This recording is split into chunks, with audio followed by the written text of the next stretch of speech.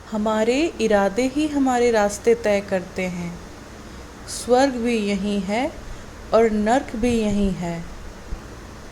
रावण की लंका भी यहीं है और राम जी की अयोध्या भी यहीं है। इसलिए जिनके इरादों में नेकी की ज़ोर होती है, उनके लिए उनका जो अंजाम होता है वो भी बरकत होती है। इसीलिए मेरे बच्चे, इरादे अपने सही रखो। अगर इरादा तुम्हारा सही है तो नेक काम करने में किस बात की देरी है।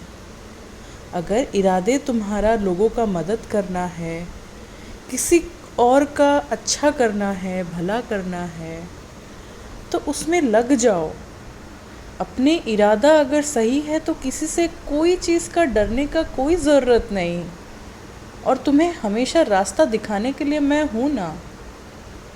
लेकिन अगर इरादे तुम्हारे गलत है तो तुम अगर सही भी काम करने जा रहे हो तो वो गलत ही होता है। कर्म हमारा गलत ही हो जाता है।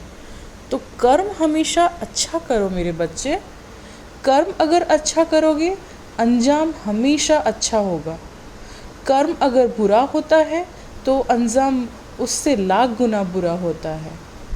लेकिन एक बात है कि इस बार कृष्ण भी बोलते हैं कि जब महाभारत में शकुनी उनको बोला था कि आप इस युद्ध में छल कर रहे हैं, लेकिन श्री कृष्ण बोले थे छल अगर अच्छे काम के लिए किया जाए तो वो छल नहीं होता है, वो धर्म होता है।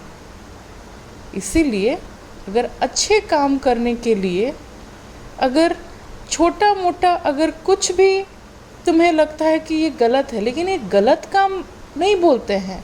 अगर जैसे मान लो तुम अगर किसी और का भलाई करने जा रहे हो, लेकिन उसके आसपास हमेशा दुष्ट घेर के रखे हुए हैं, तुम अगर उन दुष्टों के बारे में उसको अगवा कर रहे हो, उसको समझा रहे हो कि तुम दुष्ट लोगों के चंगुल में हो और तुम वहाँ से निकलकर अच्छे रास्ते पे आओ, इसका ये मतलब नहीं है कि तुम छल करके दुष्ट लोगों से उनका जो दोस्ती है वो तोड़ दिया।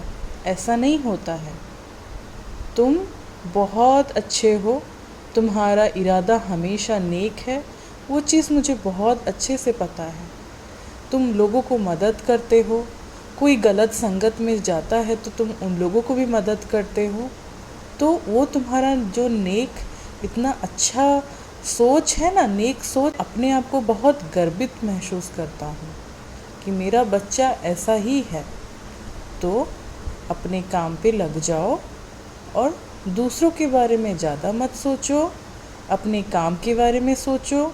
नेक काम करने जा रहे हो, किसी चीज़ के लिए तुमको डरने का कोई ज़रूरत नहीं है। राम जी भला करे तुम्हारा। हमेशा खुश रहना बच्चे, हमेशा खुश रहना।